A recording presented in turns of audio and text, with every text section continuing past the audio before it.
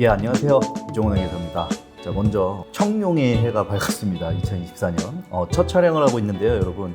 지난해 제가 마지막으로 올렸던 안테나 시리즈 영상이 나름 제 채널 기준에서 그래도 조회수가 좀 나와서 이번에 좀 후속편으로 슈카월드 채널에서 최근에 역대급 업적을 다룬 코스트코의 영상으로 주제가 하나 올랐었는데요. 코스트코가 불황에 강한 유통, 도소매주라고 하더라고요. 그래서 이유를 들어보니 물가가 고공행진을 하고 있고 사람들이 더 싼 물건을 찾기 위해서 코스트코로 방문하는 경우가 많다고 합니다. 그래서 한국에도 코스트코가 있거든요. 그래서 지금 제가 홈페이지를 들어가서 찾아보니까 이렇게 보시다시피 18개의 지점이 있더라고요. 그 다음에 이 5번 양재 코스트코가 굉장히 유명했죠. 2019년만 하더라도 이 양재 코스트코가 전 세계 코스트코 매장 중에서 매출 1위를 차지하는 기염을 토해내기도 했는데요. 이 코스트코 코리아에 대해서 한번 감사 보고서 분석을 하는 시간을 갖도록 하겠습니다. 근데 참 특이한 거는 여기 기수를 보시면 아시겠지만 회사의 결산이 8월 말입니다. 8월 말. 8월 말 법인은 처음 봐요. 자, 그럼 한번 살펴보겠습니다. 자, 감사인의 감사 보고서를 보시게 되면 자, 강조사항이 하나가 표기가 되어 있는데요. 이 강조사항은 한번 여러분들 주의 깊게 한번 살펴보셔야겠습니다. 강조사항이 일반적으로 기재되는 항목은 아니거든요. 한번 읽어보도록 할게요.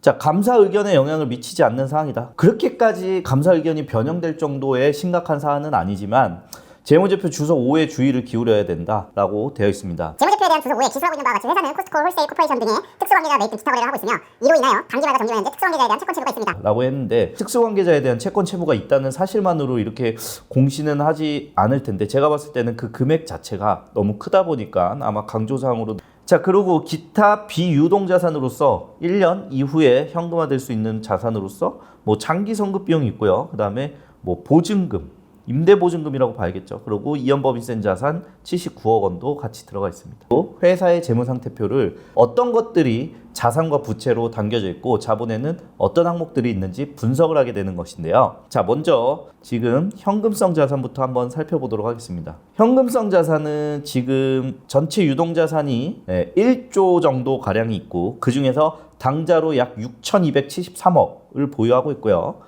현금으로 보유하고 있는 게 1,325억입니다. 단기 금융상품으로서 1년 내에 현금화 될 수 있는 금융상품으로 4,030억을 보유하고 있고요. 그 다음에 매출 채권으로 약 248억 정도 되겠네요. 뭐 코스트코의 매출 채권이라고 하면은 아마 저희들이 일반적으로 가서 코스트코에서 카드로 물건을 살 텐데 이 카드 회사로부터 카드 대금이 입금되는 사이에 걸려 있었던 카드 매출 채권일 것 같습니다. 그리고 미수 수익으로서 약 25억. 대부분 미수 수익은 아마 단기 금융 상품이나 기타 금융 상품에서 발생된 이자 수익으로 볼 여지가 많습니다. 자, 그다음 선급 비용 96억이고요. 그다음에 통화 선도 자산으로 23억이 존재하는데 아마도 뭔가 통화와 관련된 거래에 있어서 어떤 목적을 가지고 아마 통화 선도를 계약을 해서 그로 인해서 평가된 자산이 재무제표에 기재가 된 것 같습니다. 그리고 유동성으로 이연법인세 자산 320억이 잡혀져 있고요. 어려워서 설명은 굳이 뭐 드리자면은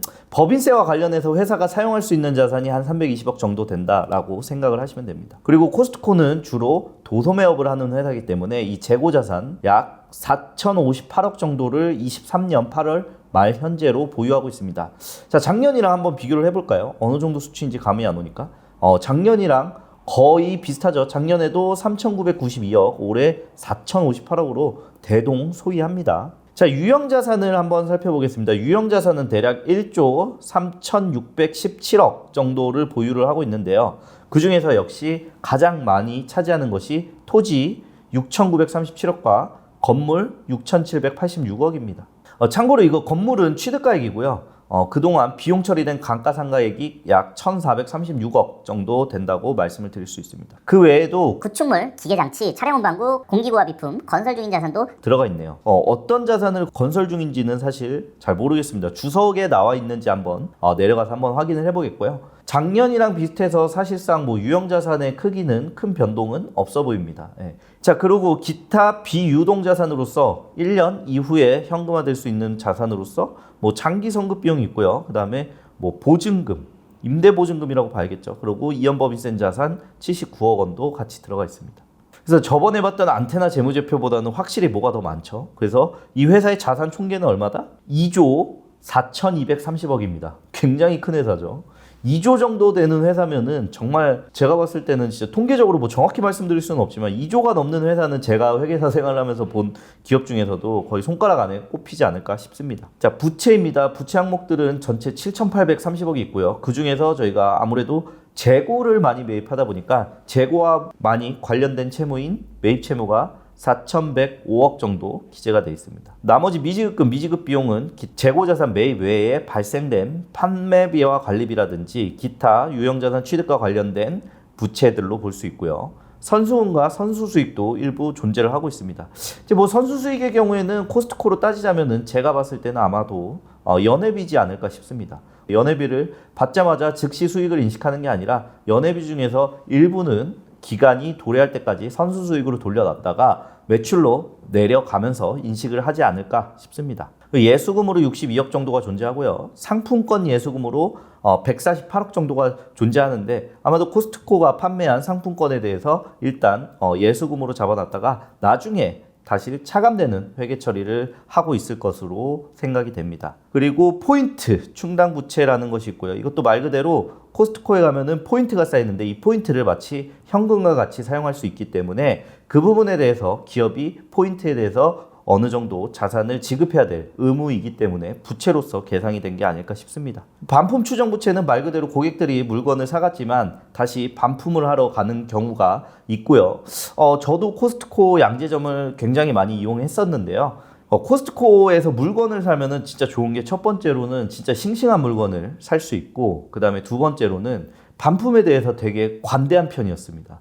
그래서 저희가 만약에 이제 딸기를 먹다가 이제 윗줄을 먹었는데 괜찮은데 두 번째 줄 먹다가 너무 썩은 게 많이 나와서 이제 반품을 요청하면은 전체에 대해서 이제 뭐 새 제품으로 교환을 해준다든지 반품을 해주는 경우가 굉장히 많았어요. 그래서 그 부분에 대해서는 크게 뭔가 믿고 더 소비를 할 수 있지 않았나라는 생각이 듭니다. 자, 그리고 금융 리스 부채, 뭐 리스 계약과 관련해서 지급해야 될 부채들이 계속 존재하고 있다라고 생각을 하시면 될 것 같고, 복구 충당 부채는 이제 뭐 위에서 말씀드린 임차 보증금과도 연결이 되는데 저희가 원상 복구 의무가 있지 않습니까? 이 정도 55억 정도의 부채가 필요하다 현재 시점으로라고 계산된 것이라고 보시면 됩니다. 자, 그리고 보통주 자본금으로서 2,779억이 있고요. 이 부분은 뭐다? 코스트코가 유상증자를 통해서 미국 모회사로부터 최초 또는 그 이후에 조달한 자본의 크기입니다. 미국에서 한국 코스트코에는 대략 2,778억이 투자가 됐네요. 그리고 이거를 이익으로 얼마를 남겼다? 누적으로 1조 2,499억을 이익으로 남겼습니다. 어마어마하네요. 그리고 지금 저희가 이제 중점적으로 봐야 될 게 손익계산서 항목이죠. 이 코스트코가 과연 얼마만큼 매출이 늘었나라고 작년 12개월과 올해 12개월을 비교를 해봤습니다. 두 기간을 비교해 봤을 때 자, 가장 많이 는 거는 역시 뭐죠? 상품 매출액입니다. 상품 매출. 이게 거의 얼마가 늘었죠? 대략 4,200억 정도가 늘었습니다. 이 부분 외에도 이제 늘어난 매출이 있는데 보시면은 상품, 제품, 기타 매출액으로 나눠져 있는데요. 이 상품 매출과 제품 매출은 과연 무슨 차이일까요? 자, 코스트코를 사랑하시는 여러분들이라면은 무조건 알고 있는 브랜드가 있을 거예요. 혹시 커클랜드라고 들어보셨나요? 코스트코가 만든 브랜드입니다. 그에 대한 매출액으로 지금 인식을 하고 있는데 사실 코스트코의 모든 제품들이 한국에서 만들어지는지까지는 저는 솔직히 모르겠어요. 근데 제품 매출액과 제품 매출 원가를 인식하고 있다라는 걸로 봐서는 뭔가 자사 제품을 판매한 매출로서 따로 구분을 짓고 있지 않을까라고 생각이 듭니다. 그래서 이 커클랜드 제품의 매출이 대략 1조 3,192억을 기록하고 있고요. 이에 따른 매출 원가를 분석을 해보면은 1조하고 1,898억의 매출 원가를 기록하고 있습니다. 그렇게 마진율이 높진 않은 것 같아요. 그죠? 근데 그 코스트코의 되게 초대 CEO로서 세네갈이라고 하시는 분이 가격에 대해서 많이 싸웠다고 하더라고요. 그래서 영상 같은 거를 보면은 원두 가격이 내렸으니까 너네 커피 가격도 내려라 그랬더니 내가 왜? 네가 가격 경찰이라도 되냐 그랬더니 뭐 예스라고 말했다는 일화가 존재한다는데 그런 부분을 미뤄봤을 때 코스트코는 어쨌든 고객들이 가장 싼 가격의 제품을 받을 수 있도록 뭔가 최선을 다하는 업체다라고 볼 수 있고요. 상품 매출도 마찬가지겠죠. 상품 매출이 4조 5,937억인데 상품 매출 원가는 3조 9,638억을 기록을 했습니다. 그래서 오히려 상품 매출의 마진이 더 높은 것 같죠. 대략적으로 제가 봤을 때는 10%가 넘는 수치를 기록을 하고 있습니다. 어쨌든 코스트코도 이익은 남겨야 되니까 사온 가격보다는 조금 더 어쨌든 최소한의 마진을 붙여서 판매를 하고 있다라는 것을 볼 수 있고요. 작년 대비해서 매출도 늘었고 매출 원가도 늘었습니다. 그럼 매출 총이익이 어느 정도 늘었는지 확인을 해볼까요? 8,332억에서 9,140억으로 늘었습니다. 사실 이 정도 되는 규모의 회사가 매출을 이 정도 늘릴 수 있다는 것은 어마어마한 것 같아요. 한 10% 정도의 영업이익을 신장시킨 건데 매출액도 거의 10% 늘었고 매출 총이익도 10%가 늘었습니다. 그래서 비율은 아마 비슷한 수준을 유지할 것 같습니다. 그래도 이 코스트코가 확실히 매출이 늘고 있다는 뜻은 더 싼 물건을 소비자가 더 많이 찾고 있다라는 반증이 될 것 같습니다. 자, 여기까지 코스트코의 재무상태표와 손익계산서의 매출 총이익 부분까지 살펴봤고요. 다음 시간에는 이어서 판매비와 관리비 그리고 그다음에 현금흐름표, 주석 항목 등을 한번 살펴보는 시간을 갖도록 하겠습니다. 여기까지 이종원 회계사였습니다. 감사합니다.